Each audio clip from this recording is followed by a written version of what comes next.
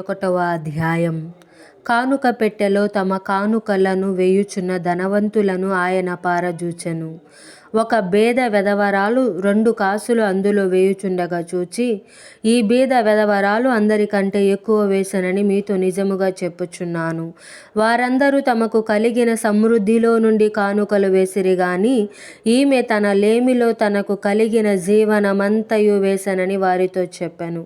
కొందరు ఇది అందమైన రాళ్లతోనూ అర్పితములతోనూ శృంగారింపబడి ఉన్న దేవాలయమును గూర్చి మాటలాడుచుండగా ఆయన, ఈ కట్టడములు మీరు చూచుచున్నారే, వాటిలో రాతి మీద రాయి ఉండకుండా అవి పడద్రోయబడు దినములు వచ్చుచున్నవని చెప్పెను. అప్పుడు వారు, బోధకుడా, అలాగైతే ఇవి ఎప్పుడు జరుగును? ఇవి జరగబోవునని సూచన ఏమని ఆయననడుగగా ఆయన, మీరు మోసపోకుండా చూచుకొనుడి. అనేకులు నా పేరిట వచ్చి నేనే ఆయనననియు కాలము సమీపించెననియు చెప్పుదురు. మీరు వారి వెంబడి పోకుడి. మీరు యుద్ధములను గూర్చియు కలహములను గూర్చియు వినినప్పుడు జడియకుడి. ఇవి మొదట జరగవలసి ఉన్నవి గాని అంతము వెంటనే రాదని చెప్పెను.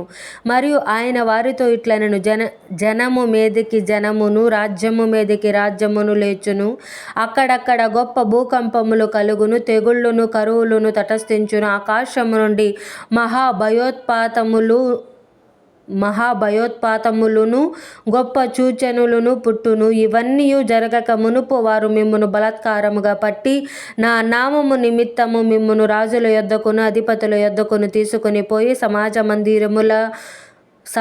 మందిరములకును చెరసాలలకును అప్పగించి హింసింతురు. ఇది సాక్షార్థమై మీకు సంభవించును. కాబట్టి మేమేమి సమాధానము చెప్పుదుమా అని ముందుగా చింతింపకుందుమని మీ మనస్సులో నిశ్చయించుకొనుడి.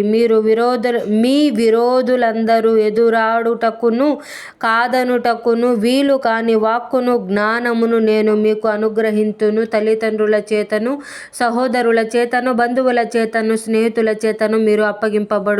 వారు మీలో కొందరిని చంపుదురు. నా నామము నిమిత్తము మీరు మనుష్యులందరి చేత ద్వేషింపబడుదురు గాని మీ తల వెంట్రుకలలో ఒకటైనను నశింపదు. మీరు మీ ఓర్పు చేత మీ ప్రాణములను దక్కించుకొందురు. యెరూషలేము దండ్ల చేత చుట్టబడుట మీరు చూచునప్పుడు దాని నాశనము సమీపమై ఉన్నదని తెలిసికొనుడి. అప్పుడు యూదయలో ఉండువారు కొండలకు పారిపోవలెను, దాని మధ్య నుండి వారు వెలుపలికి పోవలెను. పల్లెటూర్లలోని వారు దానిలో ప్రవేశింపకూడదు. లేఖనములలో వ్రాయబడినవన్నీయు నెరవేరుటకై అవి ప్రతిదండన దినములు. ఆ దినములలో గర్భిణీలకును పాలిచ్చు వారికిని శ్రమ, భూమి మీద మిక్కిలి ఇబ్బందియు, ఈ ప్రజల మీద కోపమును వచ్చును. వారు కత్తివాత కూలుదురు, చెరపట్టబడిన వారై సమస్తమైన అన్యజనుల మధ్యకు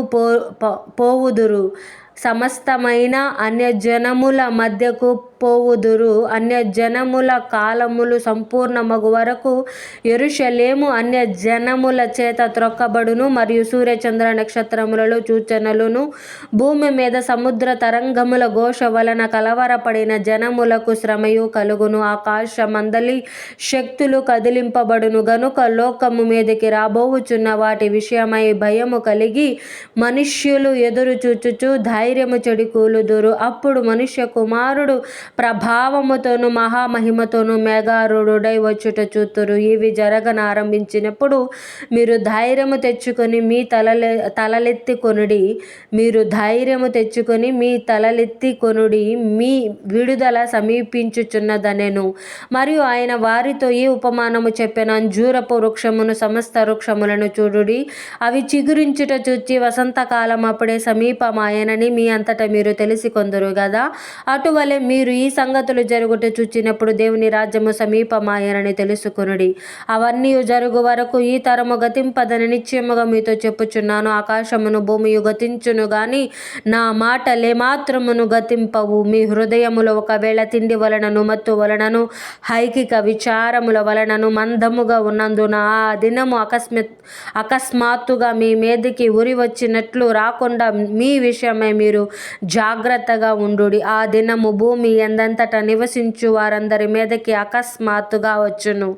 కాబట్టి మీరు జరగబోవు వాటి నెలను తప్పించుకొని మనుష్య కుమారుని ఎదుట నిలవబడుటకు శక్తిగల వారగునట్లు ఎల్లప్పుడూ ప్రార్థన చేయుచు మెలకుగా ఉండుడని చెప్పెను. ఆయన ప్రతి దినము పగటి యందు దేవాలయములో బోధించుచు రాత్రి వేళ ఒలీవల కొండకు వెళ్ళుచు కాలము గడుపుచుండెను. ప్రజలందరూ ఆయన మాట వినుటకు దేవాలయములో ఆయన యొద్దకు పెందలకడ వచ్చుచుండిరి.